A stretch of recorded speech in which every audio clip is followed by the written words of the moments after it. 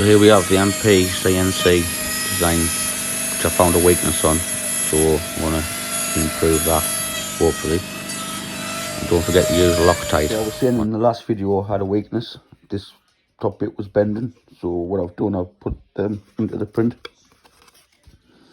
So now it's a lot more rigid that way, because before, this bit, and the motor was bending in over, or bending that way. So I put the ridges on there to make it stronger. So let's see if this works better.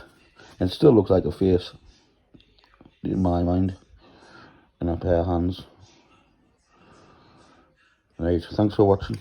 You know the machine works, I've showed you it working. Watch the videos, and this is going to be a build up of how I make it from scratch, and it's going to cost a few quid because I want the top quality version, not the cheap and nasty one. So aluminium extrusions about £200, and all the wheels about £50, then a computer to run it, another £100. So it's not a cheap build, but it will pay for itself, as you've seen the work that I can do. On my tablet, and it started like that, and this is what I made.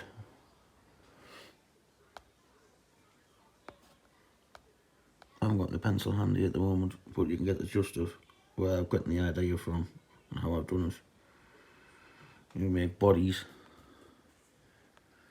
so I've had to make it in different parts.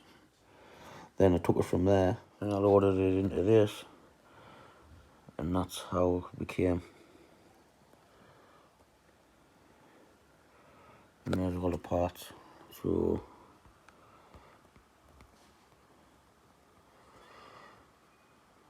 and then that's how I got the measurements.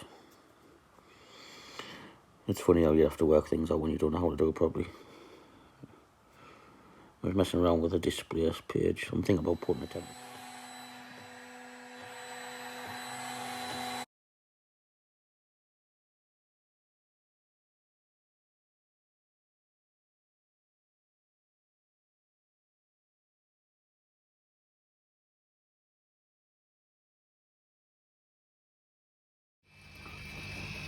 So this is the size I had in. This is the size that's going in. I'm going to use this to clean all the board up. The next time you see it, it should be nice and clean.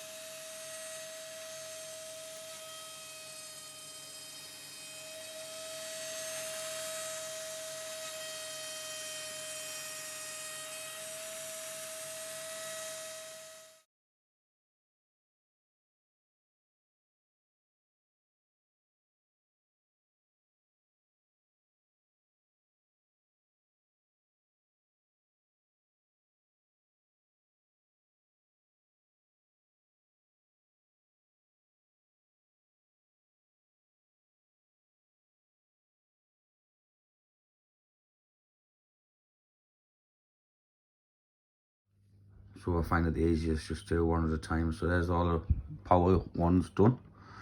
Now we want to do all the blacks exactly the same.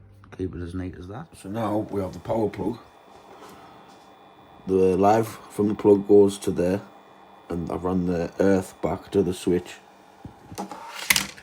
on here. So the earth, so that's the power point to the plug over there. That's the fan for on and off of this.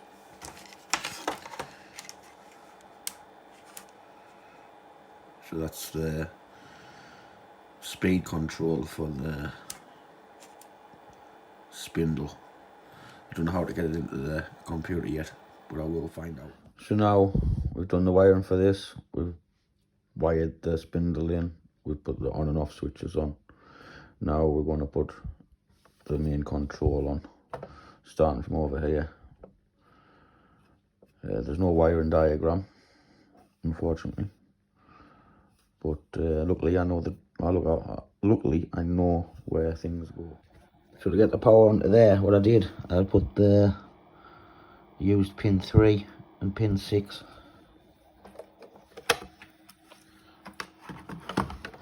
I went straight into the first one, second one, so that's pin 3, and that's pin 6 over here. Self-explanatory. So now we've hit the E-stop, so the E-stop's on. That's a noise you should hear.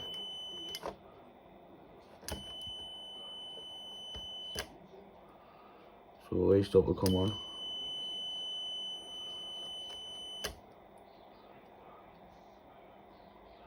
How to wire that in? I put the centre pin from the E-stop over there onto the ground, and I put this end pin into the E-stop area.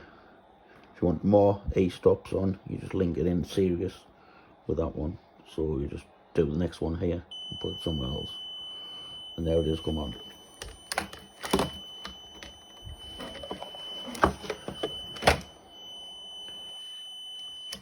And there it is off.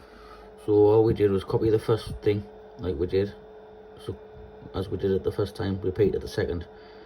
That's a slave, so I just looped everything over onto this one, because there's them two are for Y and this is for Z.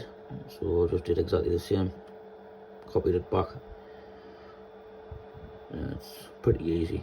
You just copy the first one that you did, then it goes down. So then you've got, like, you did your first one as X, then you do your second one as Y, then you do your last one as Z, unless you've got another axis, and that's going to be A.